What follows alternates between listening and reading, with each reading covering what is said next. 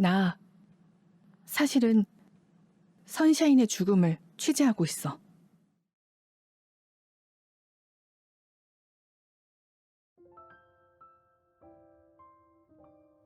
오늘 하루 어떠셨나요?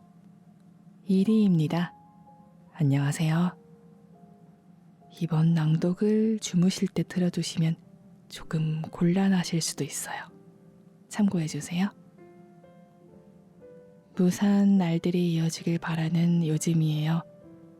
생각하지 않을 수 없는 일이 넘쳐나는 지금 같은 때, 책이 절실해 꼭 붙잡았다가도 금방 놓아버리는 것을 반복하게 되는 것 같아요. 내일을 또 내일을 기다리며 오늘의 책은 생각을 깊게 만드는 책이었던 것 같아요. 추리물인가 싶어서 즐기기 위해 잡아들었는데 부조리한 사회를 속속들이 보여주는 이야기였어요. 개인적으로 좋아하는 스토리라인입니다. 마음에 들었던 부분은 촬영 장면이 마치 희곡처럼 적혀 있다는 거예요. 그래서 아주 열심히 읽어보았습니다. 이야기는 통제된 환경, 무아도라는 섬에서 완벽한 엘리트를 양성하기 위한 학교 안, 무아교의 여신으로 불리는 선샤인의 죽음으로 시작됩니다. 과연 어떤 일이 벌어졌을지 즐겨주시고요. 부디 좋은 밤 보내세요.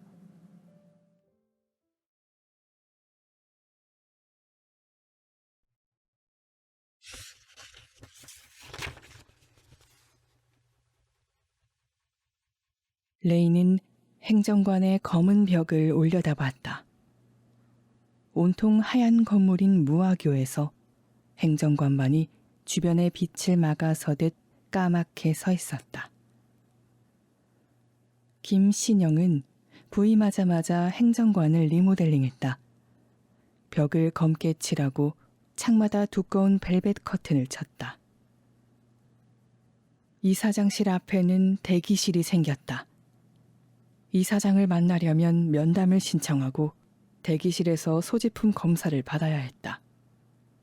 이전에는 부담 없이 드나들던 이사장실이 검은 숲속 비밀의 성체처럼 변했다. 중세시대 감옥이 이런 느낌이었을 거야. 레이는 행정관으로 들어가 이사장실로 향했다. 이 레이, 호출받고 왔습니다. 들어가세요. 기다리고 계십니다. 대기실 접수처에서 버튼을 누르자 묵직한 이사장실 문이 열렸다. 레이는 이사장실 안으로 걸음을 내디뎠다.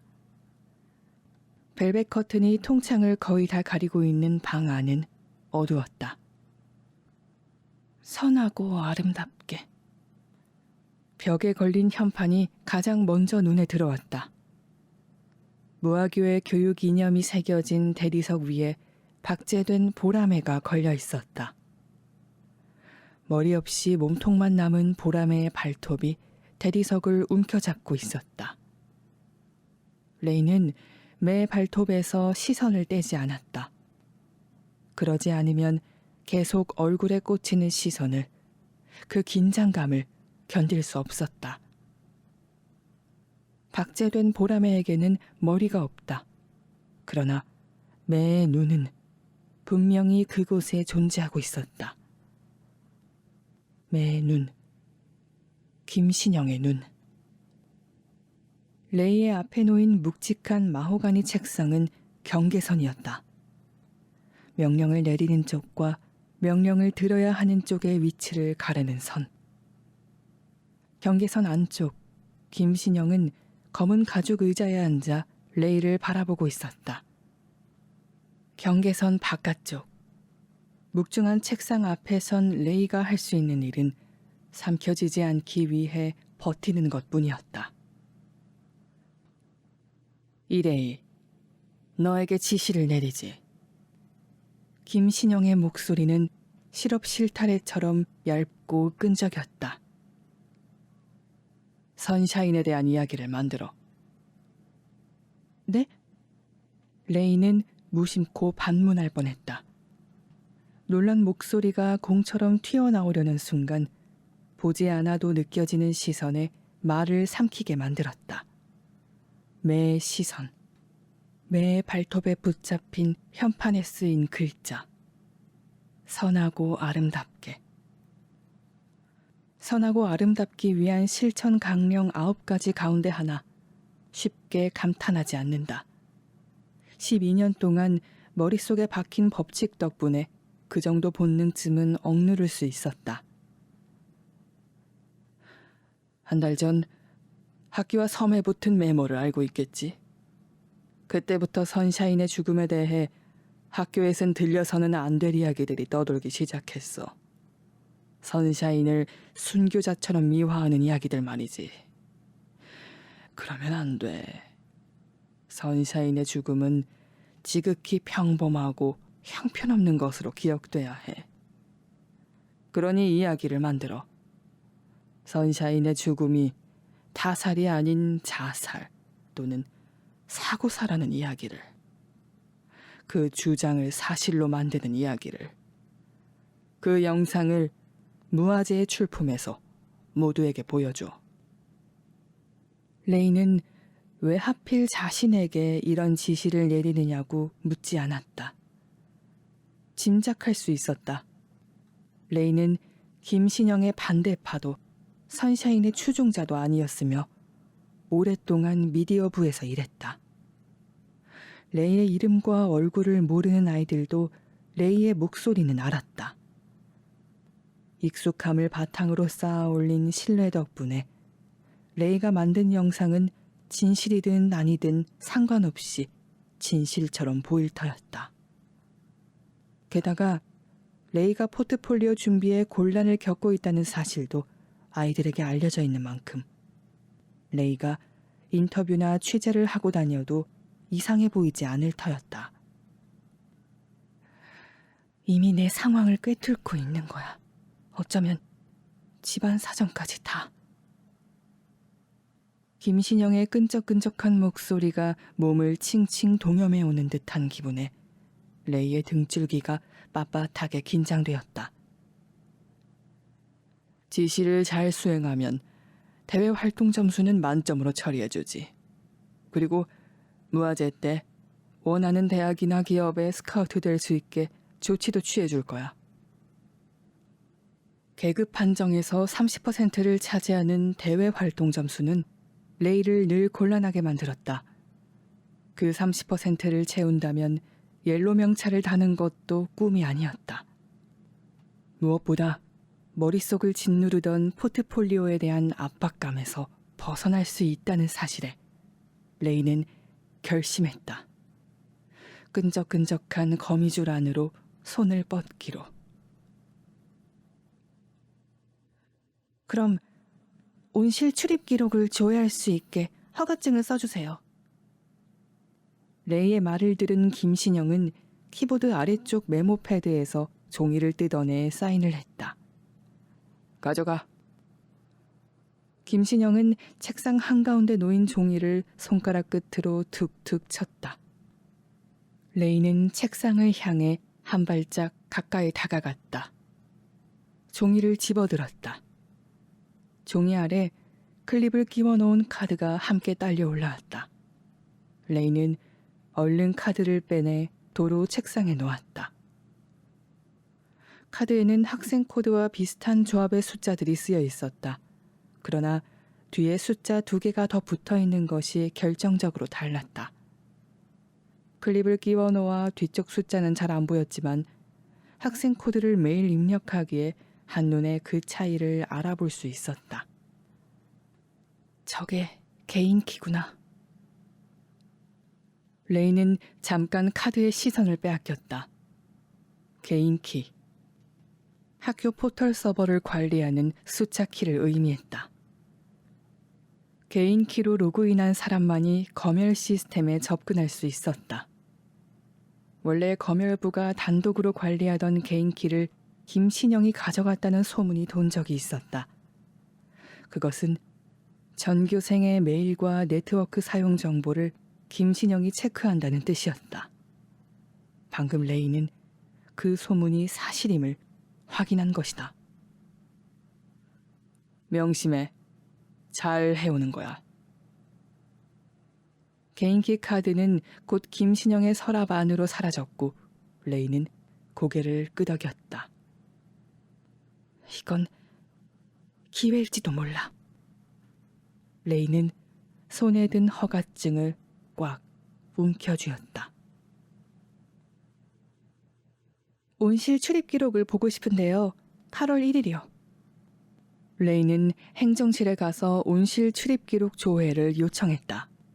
허가증을 내밀자 행정부 부원은 두말 없이 레이의 말을 들어주었다.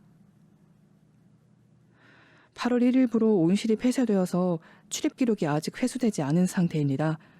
온실 키패드에 기록이 남아있을 거예요. 키패드에 이 번호를 누르고 개인 디바이스 번호를 입력하면 출입 기록이 디바이스로 전송될 겁니다. 외부 유출 안 되게 해주세요. 행정부 부원은 레이에게 번호를 적은 메모지를 건넸다.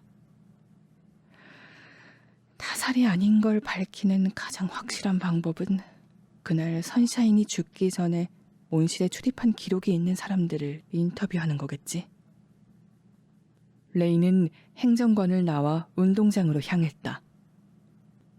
행정관에서 운동장까지는 긴 돌계단을 걸어 내려가는 게 지름길이었다.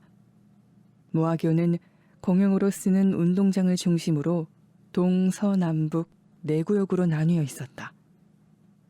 동쪽에는 초등부와 중등부 건물이 모여 있었고 북쪽에는 유치부가 있었다. 서쪽에는 병원을 비롯해 각종 편의시설이 모여 있었다. 고등부는 남쪽에 있었다. 남쪽 구역은 산의 가장 가파른 위쪽에 자리 잡고 있었기에 운동장에서 가장 멀리 떨어져 있었다. 둥그런 운동장 아래쪽에는 체육관이 있었다. 그리고 그 체육관 뒤쪽에 작은 온실이 숨어 있었다. 공사가 마무리되지 않고 멈춰버린 온실. 온실 공사는 10여 년 전에 시작되었다. 온실 한가운데 심겨있던 고무나무 2그루가 서로 얽히더니 돔 일부를 늘 열어놔야 할 정도로 자라버렸다.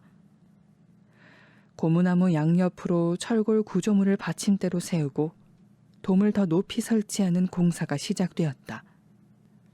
그러는 사이에도 고무나무는 계속 자라서 점점 더 심하게 얽혀 들어갔다. 멀리서 보면 흰 구름 위로 나무가 뚫고 나간 듯 보이기도 했다. 고무나무를 해치지 않는 선에서 공사는 더디게 진행되었다. 그래도 꾸준히 진행한 덕에 드디어 3년 전에 돔만 고쳐 달면 끝나는 단계로 접어들었다. 그러나 그때 이사장이 교체되었고 학교는 온실공사 예산 지급을 중단했다. 공사가 중단된 후 고무나무는 결국 말라버렸다. 3년 동안 서서히. 선샤인의 시체는 그 온실 안, 고무나무 아래에서 발견되었다. 인터뷰를 해서 다큐멘터리 형식으로 영상을 만드는 거야. 누가 선샤인을 죽였나? 라는 제목으로. 선샤인이 살해당하지 않았음을 확실하게 각인하려면 오히려 반대되는 제목이 더 효과적이겠지. 선샤인의 죽음. 레이는 그날을 기억했다. 8월 1일 월요일. 수업이 모두 끝난 저녁 6시쯤이었다. 학생들은 학습관에서 부활동을 위한 행정관으로 또는 기숙사와 식당으로 이동 중이었다. 여름 해는 길었고 운동장과 터널 정원은 활기차게 북적였다. 평화로운 풀밭을 뛰어노는 어린 양들을 향해 누군가가 외쳤다. 선샤인이 죽었다! 그건 꼭 거짓말쟁이 양치기가 늑대가 나타났다 라고 외치는 것 같았다. 그래서 레이는 믿지 않았다. 레이뿐 아니라 모두가 믿지 않았다. 온실이야, 온실! 그 외침에 쫓기듯 모두 온실로 향했다. 레이도 주변의 소란스러움에 떠밀려 온실로 갔다. 고무나무 아래에 선샤인이 누워 있었다. 초록 잔디 위, 보라색 꽃에 파묻혀 두 눈을 부릅뜬 채 위를 바라보며 누운 모습은 죽은 것처럼 보이지 않았다. 그러나 온실로 향한 아이들 가운데 그 누구도 샤인에게 다가가지 않았다. 둥그런 원을 그리며 멀찍이 떨어져 샤인을 바라볼 뿐이었다. 레이도 그 원의 한 곳에 서 있었다. 죽은 자의 주변에는 산자와 다른 공기가 떠돈다는 것을 그때 처음 알았다. 원이 무너진 건 한 여자아이가 샤인의 곁으로 다가갔을 때였다. 샤인, 눈 감아. 여자의 손바닥이 살며시 샤인의 얼굴을 쓸어내렸다. 샤인의 눈이 감겼다. 그 순간 둘러싼 원이 무너졌고 누가 먼저랄 것도 없이 여기저기서 울음이 터져나왔다.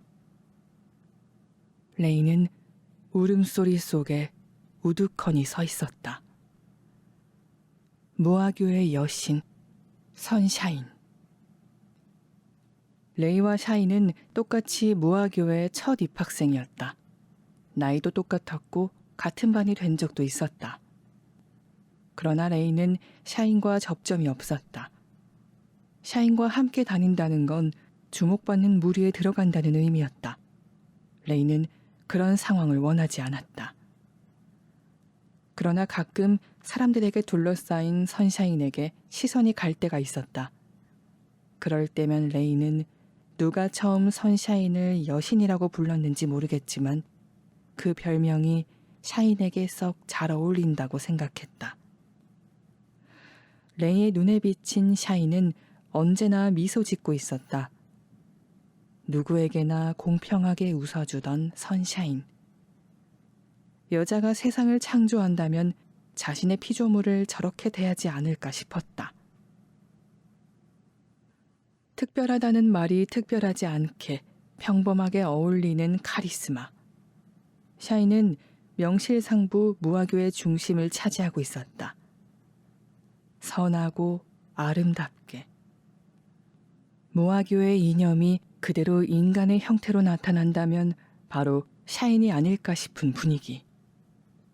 무아교 구성원 가운데 샤인의 특별함을 부정하는 사람은 아무도 없었다. 그런 선샤인이 죽었다. 하지만 그것이 레이에게 어떤 의미란 말인가.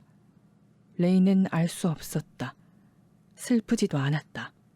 그저 그런 일이 일어났다는 사실로 다가올 뿐이었다. 그래도 눈물은 나왔다. 이 눈물은 감기 같은 거구나. 레이는 아이들 틈에서 고개를 숙였다. 감기처럼 그저 옮아서 나오는 것뿐인 눈물에 별다른 의미는 없었다. 레이는 온실 문 앞에 서서 받아온 번호를 키패드에 입력했다. 온실 문이 열렸다. 레이는 디바이스 정보를 입력해 기록카드에 데이터를 전송한 뒤에 안으로 들어갔다. 선샤인이 죽은 후 온실은 내내 잠겨 있었다. 사고사보다 더 확실하게 다른 사람을 설득할 수 있는 죽음이라면 아무래도 자살이겠지. 하지만 인터뷰어가 누구든 그들의 말을 어떻게 편집해도 선샤인을 자살로 몰고 갈 수는 없을 것 같았다. 그러려면 두 가지 조건이 모두 충족되어야만 했다. 인터뷰어가 샤인의 사적인 고민까지 알고 있을 것이라고 다수가 인정할 것. 인터뷰어가 샤인이 자살할 수도 있었음을 암시하는 말을 단 한마디라도 할 것. 샤인의 추종자들은 대부분 샤인이 살해당했다고 굳게 믿고 있었고 적극적으로 소문을 퍼뜨리고 있었다. 뭔가 방법이 없을까? 레이는 생각에 잠겨 안으로, 더 안으로 걸어 들어갔다. 보라색 꽃잎 한 장이 레이의 얼굴 앞으로 나풀거리며 떨어졌다. 그제야 레이는 자신이 어느새 샤인이 누워있던 고무나무 아래에 서 있음을 알았다.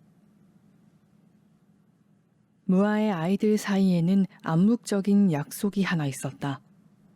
온실에 가도 고무나무 아래를 서성이지 말 것.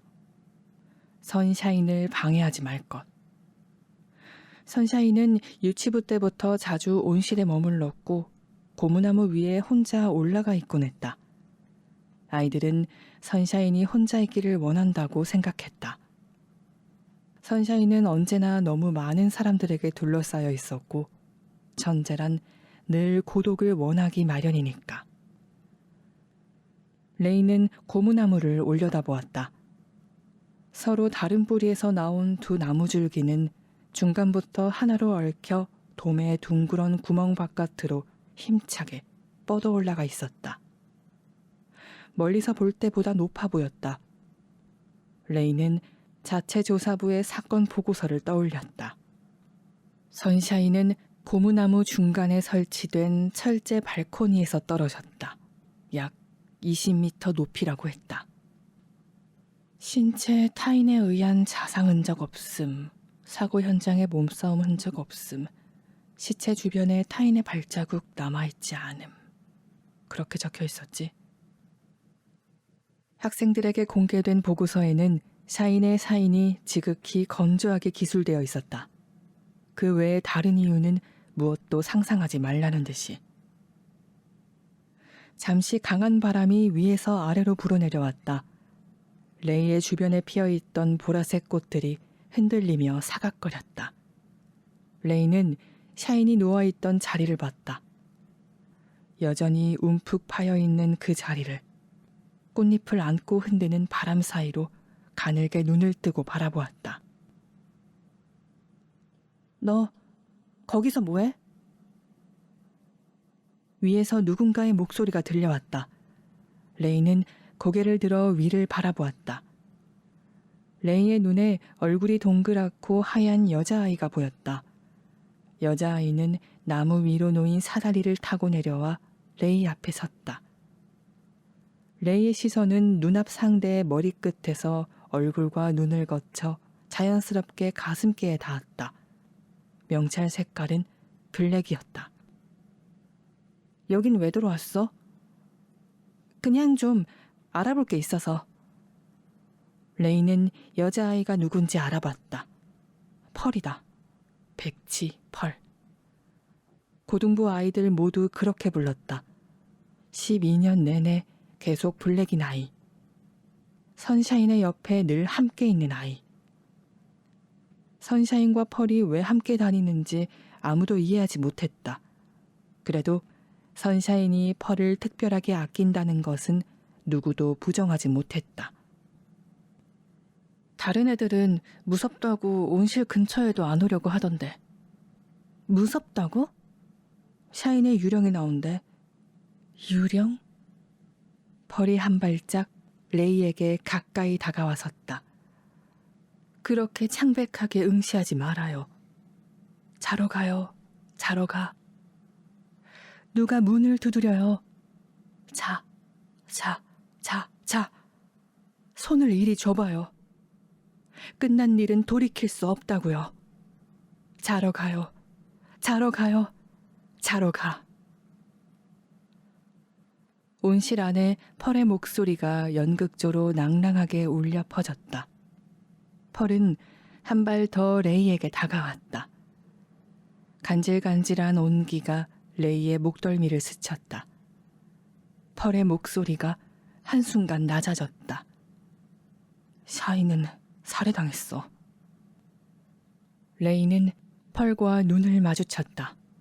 멍하니 꿈꾸는 듯한 눈동자에는 초점이 없었다. 레이의 머리가 빠르게 돌아갔다. 누구보다 선샤인과 가까웠고 영문 모를 말을 중얼거리는 아이. 학교 행사를 찍은 영상을 찾아보면 펄이 선샤인과 함께 있던 화면 한두 개쯤은 찾아낼 수 있을 터였다. 이 아이가 선샤인이 자살했을 수도 있다고 말한다면. 그런 말까지는 아니어도 선샤인이 우울해했다거나 힘들어한 적이 있었다는 말을 한마디라도 한다면. 타살이 아닌 증거와 자살일 수도 있는 증언. 그것들이 모인 영상은 김신영의 요구에 완벽하게 부응할 터였다. 나 사실은 선샤인의 죽음을 취재하고 있어. 간질간질함이 사라졌다. 레이는 흐릿한 펄의 눈 안쪽에 반짝 전구가 켜진 것을 봤다. 샤인의 이야기를? 응, 영상으로 만들 거야. 그거 나도 돕게 해주지 않을래? 나 캠코더도 있어. 캠코더 들고만 있게 해줘도 좋으니까. 부탁이야. 샤인의 흔적을 남기는데 나도 함께하게 해줘. 레이는 고개를 끄덕였다. 취재하는 동안 함께 있으면 그만큼 기회가 많아지겠지. 죽은 자는 말이 없다. 누군가의 죽음은 그와 말 한마디 나눠본 적 없는 누군가에 의해 규정되고 만들어진다. 인터뷰 대상자 목록. 한 달빛. 남 18세 옐로. 고등부 3학년 A반. 8월 5일 오후 5시 외부 일정으로 외출 신청. 허가, 귀가일 미정. 오후 4시 온실 출입 기록. 타이탄. 남 18세 블루. 고등학교 3학년 G반. 기부금 입학생. 오후 1시 온실 출입 기록. 엑시. 남 18세 블랙. 고등부 3학년 D반. 기부금 입학생. 오전 11시 온실 출입 기록. 버드. 여 15세 옐로. 중등부 3학년 A반. 오후 5시 온실 출입 기록. 파일 1. 인터뷰 달빛.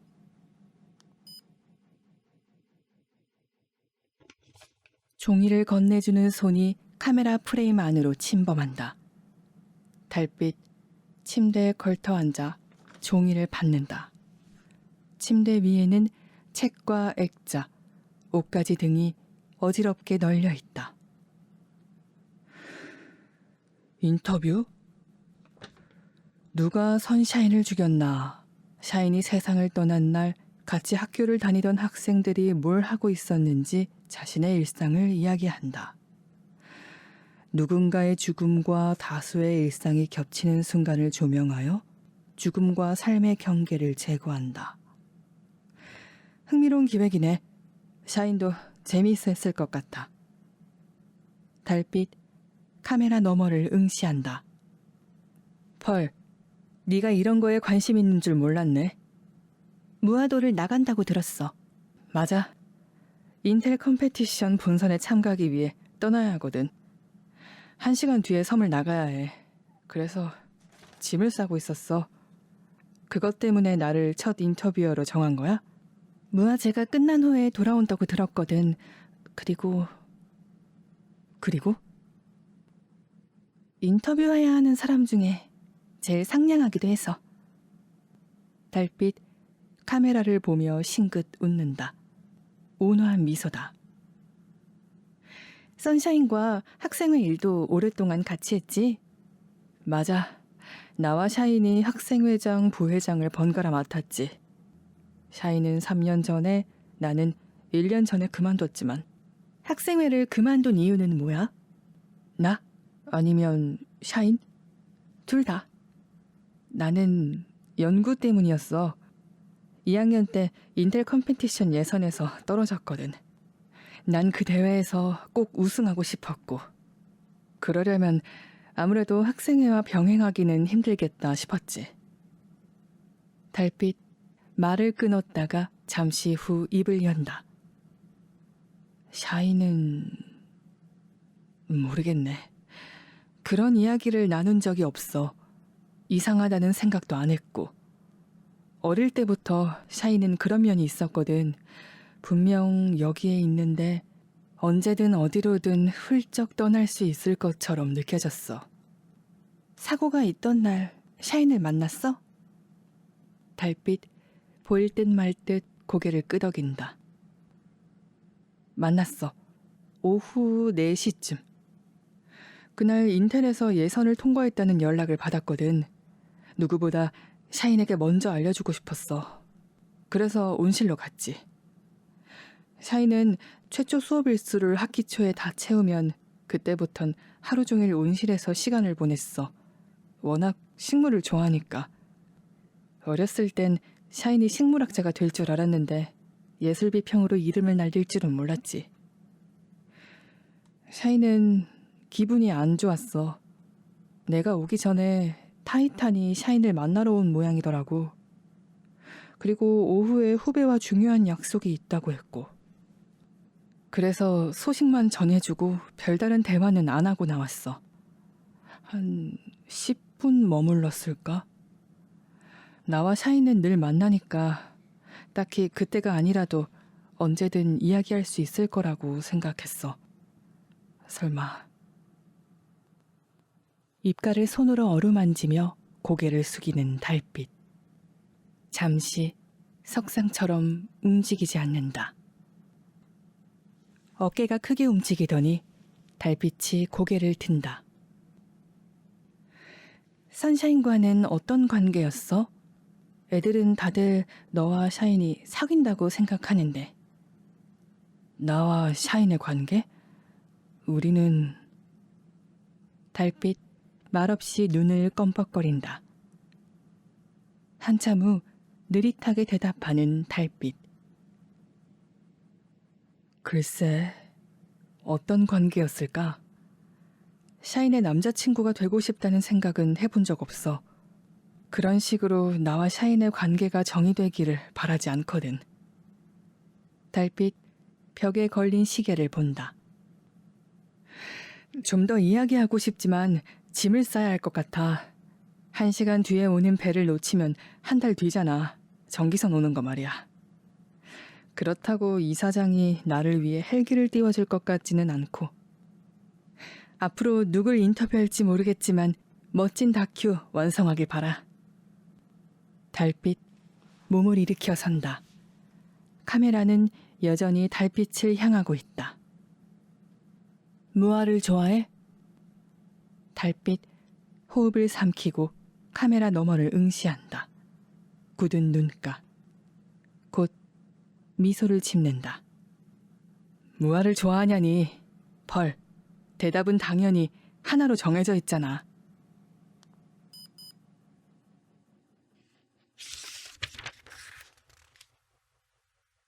파일 2. 인터뷰 엑시. 복도. 아이들의 발소리가 유독 선명하게 들린다. 카메라가 복도 바닥을 비추다 엑시에게 향한다. 엑시 카메라를 노려본다. 다큐멘터리? 웃기지 마. 나 의심하는 거지. 꺼져. 지금 당장. 말로 할 때. 카메라 흔들린다. 클로즈업 되는 손. 벅. 둔탁한 소리와 함께 지직거리는 화면. 한동안 복도 바닥만 비추다 갑자기 까맣게 변한다.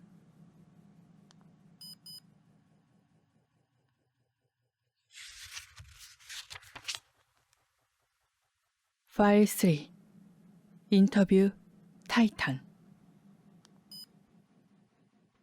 붉은 벨벳 커튼이 드리워진 동창은 반이 넘게 가려있다. 창 앞에는 1인용 가죽 소파와 나무로 만든 탁자가 놓여있고 그 옆으로 커다란 이젤과 그림 도구들이 어지럽게 놓여있다. 한쪽 벽에는 그림이 그려진 캔버스가 가득하지만 이젤 위 캔버스는 새하얗다. 단 1인용 소파에 기대 앉아있다. 앉아있는 모습조차 어딘가 과장된 광대 같은 인상이다. 아침부터 웬 인터뷰? 천재 예술가인 나를 인터뷰하고 싶은 마음이야. 이해하지만 선샤인에 대한 인터뷰를 하러 왔다고 말했잖아. 알아, 안다고, 딱딱하기는. 선샤인보다는 나에 대한 다큐를 만드는 게 더 재미있지 않겠어? 가만, 누군가 했네. 펄이잖아. 단 몸을 앞으로 내밀며 카메라를 향해 손을 뻗는다. 카메라 화면이 위아래로 크게 흔들리며 단에게서 한 발 멀어진다. 선샤인을 어떻게 생각했어? 단 다시 소파에 기대 앉아 덕을 손에 괜 채 중얼거린다. 카메라를 보지 않겠다는 듯 고개를 옆으로 돌리는 단. 그러나 곁눈질로 카메라 쪽을 흘끔거린다. 그런데 말이야. 아무래도 난 인터뷰 대상자에서 탈락인 것 같은데? 샤인이 죽던 날 평범한 학생들은 뭘 하고 있었는가? 이게 다큐 내용이라면서? 난 평범하지가 않잖아. 하긴 뭐 이해는 해. 나처럼 핫한 인터뷰어가 들어가야 작품이 살지. 단 갑자기 몸을 앞으로 내민다. 높아지는 목소리 톤. 여러분, 안녕하세요. 타이탄입니다. 여러분 모두가 알게 될 어릿광대 예술가입니다. 그림을 그리지요. 이 타이탄님과 함께 썩어 빠진 예술계를 뒤집어 봅시다. Art should be something that liberates your soul. 망할 키스 헤링이 될 순 없어도 타이탄은 될 수 있단 말이죠. 단 고개를 뒤로 젖히며 크게 웃는다.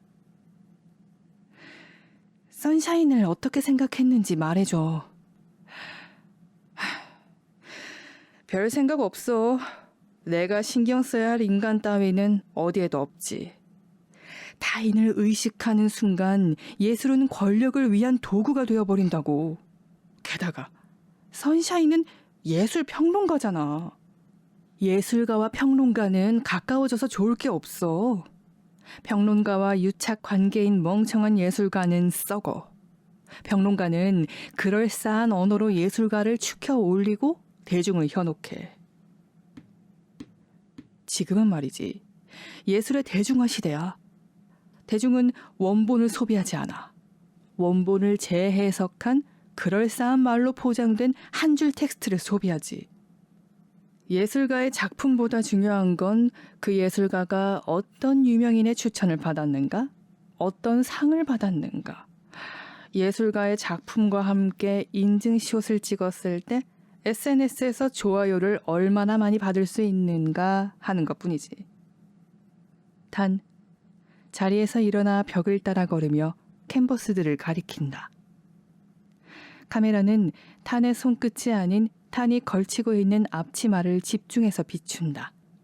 앞치마에는 물감이 한 점도 묻어있지 않다. 모두 알겠지만 내 작품이 바로 그런 유명세를 가진 작품이야. 젊은 학생 예술가. 섬 속 천재들이 모여있다는 고등학교에 불쑥 입학한 괴짜. 내 전시는 톡톡 튀는 감성으로 무장했다는 평을 듣고 있어. 전시회 주 고객층은 20, 30대 카페인 중독자들이고 난 그들을 사랑해. 그들은 내 전시가 유치하다거나 그럴싸한 감정으로 무장했을 뿐이라는 꼰대들의 평가에 굴하지 않아.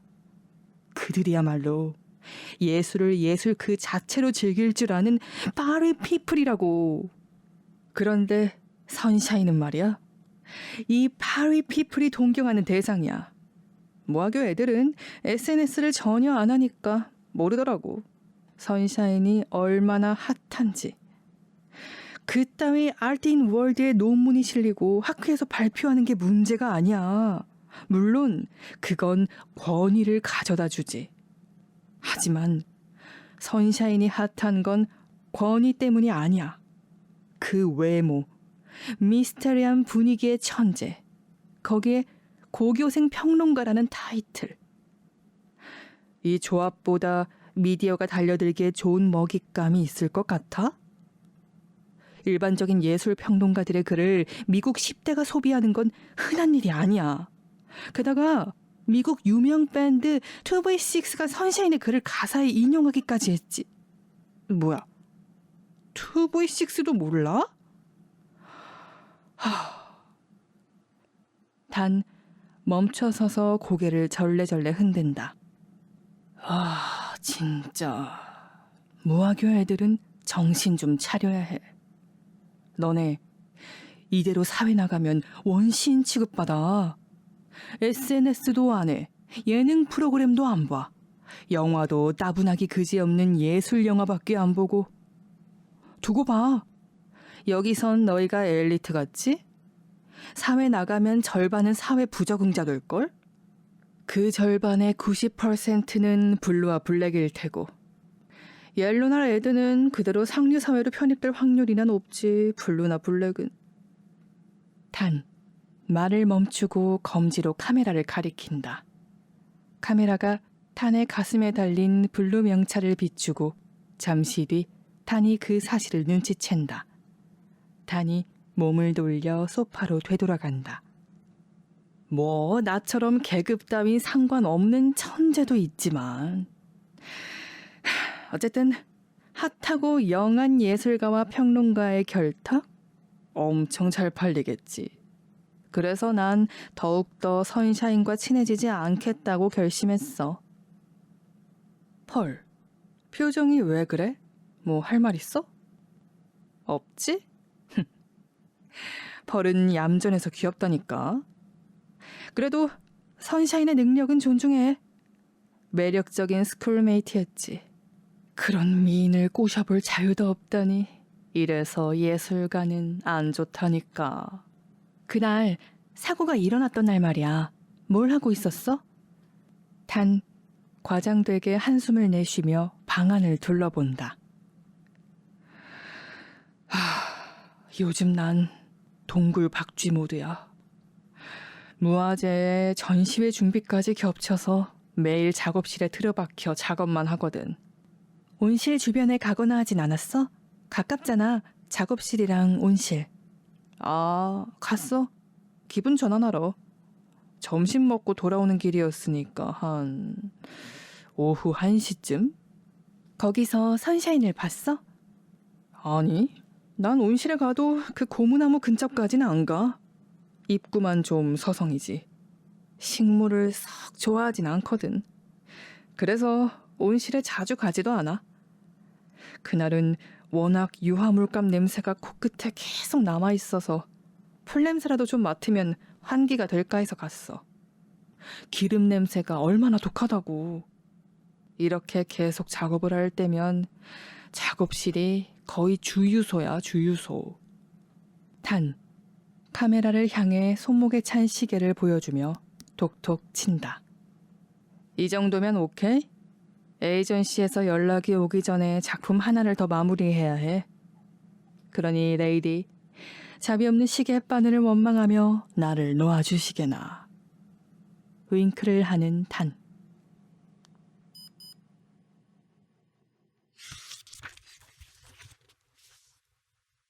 파일 4. 인터뷰 버드. 텅 빈 교실 안. 버드는 교탁 옆에 놓인 의자에 앉아있다.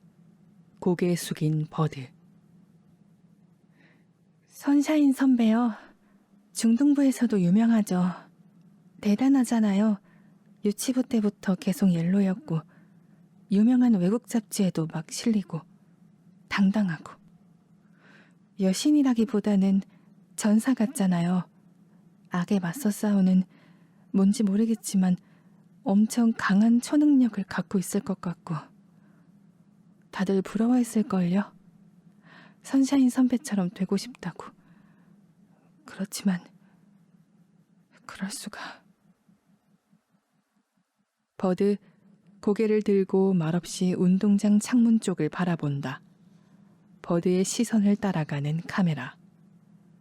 버드 다시 교실 바닥을 내려다본다. 그렇지만 그런 능력은 아무나 가질 수 있는 게 아니니까. 그런 능력을 가진다고 해도 말이에요. 선샤인 선배처럼 다른 사람을 지키기 위해 그 힘을 쓰는 사람이 몇이나 될까요? 고등부 선배들은... 버드 호흡을 참는 듯 숨을 몰아쉰다. 아니다. 아니에요. 쓸데없는 말은 안 할 거예요. 선샤인을 직접 본 적 있니? 없어요. 중등부 애들은 온실에 잘 안 가지. 아예 안 가요. 체육관 뒤에 있으니까 온실 앞을 왔다 갔다 하긴 해도 그 안에는 안 들어가요. 왜? 공사 중이라? 아니요. 그것도 있지만 거긴 선샤인 선배 아지트라고 소문이 나 있었으니까. 거기 들어갔다는 걸 들키면... 아니에요. 그냥 안 가는 거죠. 8월 1일에는 어땠니? 네가 최초 발견자라고 알고 있는데. 버드 번쩍 고개를 들고 카메라를 정면으로 응시한다. 그래요. 저예요. 제가 죽은 선샤인 선배를 처음 발견했어요. 기록이 있으니 거짓말은 할 수 없죠. 누워있는 샤인 선배를 발견하자마자 외쳤어요. 선샤인이 죽었다고. 너무 놀라서 외칠 수밖에 없었어요. 그날 온실에는 왜 간 거야? 자체 조사부가 물었을 때 대답 안 했다고 알고 있어. 네가 원하면 이 부분은 다른 사람들에게 공개하지 않을게. 대답할 마음이 들면 천천히 말해줘. 버드 고통스러운 표정으로 카메라를 노려보다 말한다. 말할게요. 어차피 한 번은 말해야 할 테니. 오후 5시쯤 체육관 청소를 끝내고 나왔는데 반 애들이 저를 잡으려고 했어요. 한 명의 임무를 하라는 거였겠죠. 그래서 도망가려고 온실 안에 들어갔어요. 정말로 그것뿐이에요. 한 명이라니? 선배들은 정말 아무것도 모르는군요. 아무것도. 좋겠네요. 그곳은 여전히 낙원이라서. 전 이제 그만할래요. 더 할 말도 없어요. 버드 의자에서 일어나 교실 문 쪽으로 걸어간다. 문 앞에서 멈춘 버드. 뒤돌아보지 않고 말한다. 왜 하필 저였을까요? 버드 그대로 교실을 나간다. 카메라는 아무도 서 있지 않은 교실 문을 한참이나 비춘다.